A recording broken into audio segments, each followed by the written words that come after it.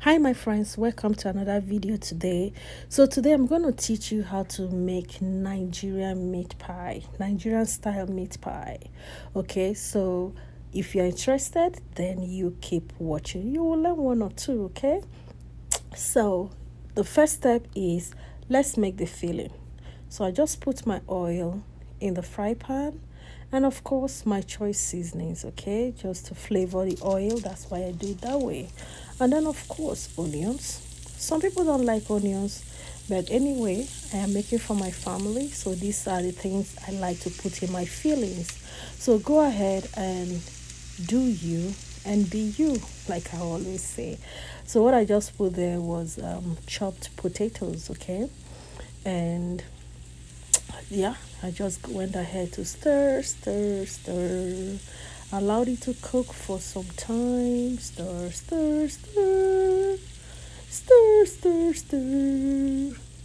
stirring to make it to cook. So just go ahead and put your seasonings. Just put your seasonings, but there are very important ingredients in this filling. Potato is there, and because it is meat pie, of course we're going to put meat, but the same process you can follow for fish pie or chicken pie. Okay, we'll come to that. Okay, so when the potatoes were cooked, so that is my ground lean beef. Okay, so now put it there. Yep.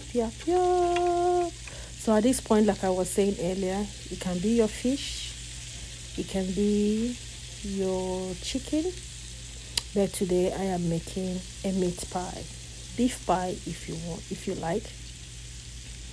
I know some other countries have this kind of similar snack like this, and it has a different name, but in Nigeria we call it meat pie. Okay, and I'm making it Nigerian style. So I just stir to make sure the meat cooks. So in this filling, you want it to be thoroughly cooked. Okay, you want it to be cooked. So yeah, that's what I'm doing here. You cover it and allow it to cook. Okay, so here I'm adding my mixed vegetables.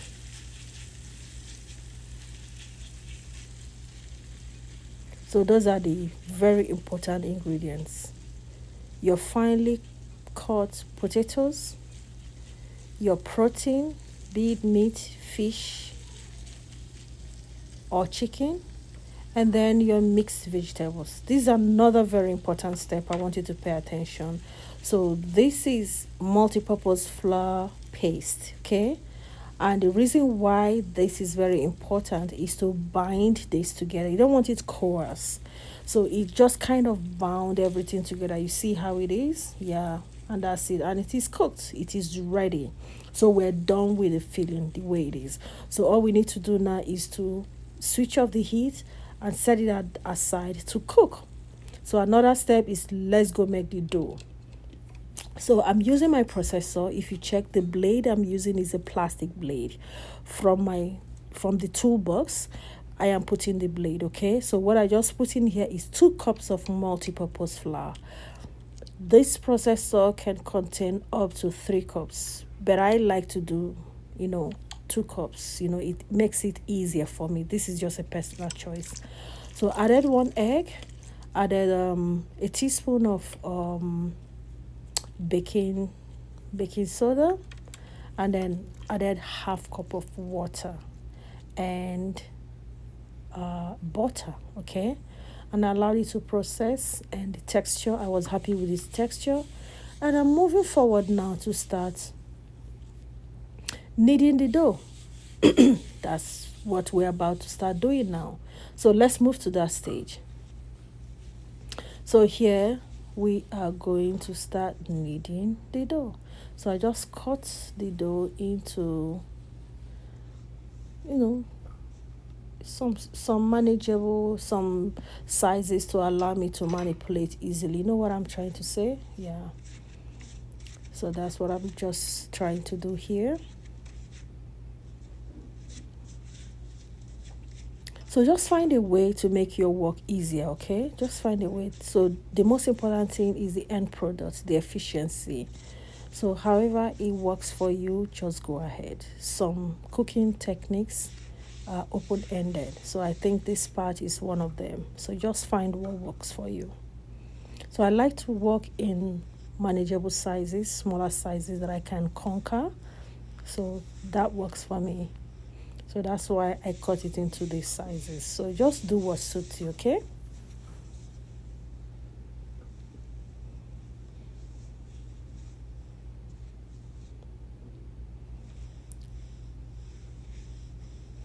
So basically what I'm trying to do here is to make it flat.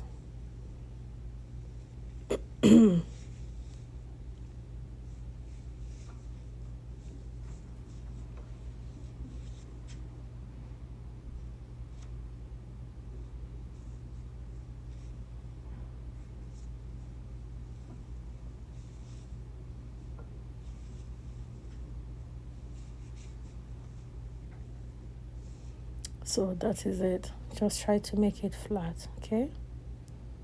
So I have this tool. Is used for to make meat pie or dumplings or I think some countries call it spanados, something like that. So that's what I just use. But you can use any, you can cut to any shape. Hello, this part is also open ended. You can cut to any shape that you want. There is no hard and fast rule that it must be round. You can cut into square shape, however works for you. But generically, it's usually cut into circle and you feel it and then you fold it. So I have this tool. I ordered it from Amazon. It makes life really easy. I must tell you the truth by my own experience. Okay, so I just put the filling in, and all I do is to just cover it, and then I press it really hard so that it seals the end.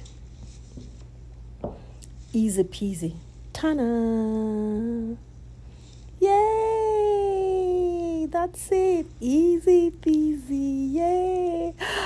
I'm so excited whenever I use this tool. It just makes making meat pie like a breeze, like effortless. Okay, so let's do it again. So that's it. Just make sure, just spread it. I like to have some, some crusts. Okay, not too skinny, not too fat, just in between there. That's just basically what I'm doing here. Okay, so when I get the second fries that I am happy with, so I brought a bigger size this time around. So just spread it. Just spread it. That's it. And then fill it in with your filling. And that's it. Try not to put too much, but just about right size. And press it really hard. Press the end so that it seals the end. And then you can just use your hand to take away the, the excess dough. Ta-da! Ta-da-da-da-da-da! That's it. Easy peasy. Okay, so let's go ahead and do the rest of it, and that's it. That's what I just kept on doing until I did all the dough that I had mixed previously. Okay, that's it. So let's say you don't have this tool. Another way you can do it is just get a plate or anything that is round in color or whatever shape of your choice. Okay, so let's just use round as our tutorial for today. So just get a saucer, a plate or whatever, cut it. Then you can now put the filling inside. You fold it and just use a fork to kind of seal the edges. That's it. So that's basically what I was doing. And after I got all the shapes done, after I got all the dough filled, and what I did again was to give them an egg wash. I call it egg bath. Give them a bath with an with an egg basically. And the reason for that is to further, seal it so that it doesn't open up while it is baking, and to give it another brilliant, aesthetically pleasing color, when it is cooked. Yes, so I'm just showing you another one that I did. So I just kept repeating until I finished the dough basically. So I'm going to show you, you know so that is it. So I just did everything. Now what you see me doing now is to create an exit for the heat. So while it is baking inside, there will be heat in between. So this fork is kind of creating an exit door so that, while it is baking, those hot air can go out. And then I gave them an egg wash, just like I told you earlier. And that is it. And after that, I put it inside my oven, 350 degrees, and it baked for 17 minutes. So by 17 minutes it was already cooked, but I left it for 20. So depending on the heat of your oven, so between 17 minutes to 20 minutes it is cooked. Don't leave it more than that, it's going to get burnt. Okay, I'm talking from experience. And that is it. So if you have not subscribed to my channel, this is the time. Click that red button that shows subscribe, and a bell sign will show. Click on that bell sign. It will give you 3 options. Now choose the option that shows all. That way, anytime I upload a video, you will get all my notifications. And that's me putting the tray of the filled-in dough inside my oven. And ta-da! That is your Nigerian meat pie, ladies and gentlemen. Just take one of these with a cup of tea in the morning and you are good.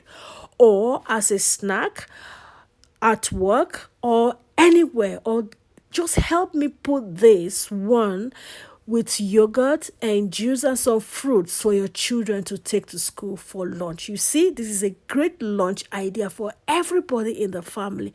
Very handy, very, very nutritious. You can see the filling has all the vitamins and majority of the classes of food in it. Now, tell me that this is not brilliant. Hello? Okay, so I will see you in another video. Bye-bye.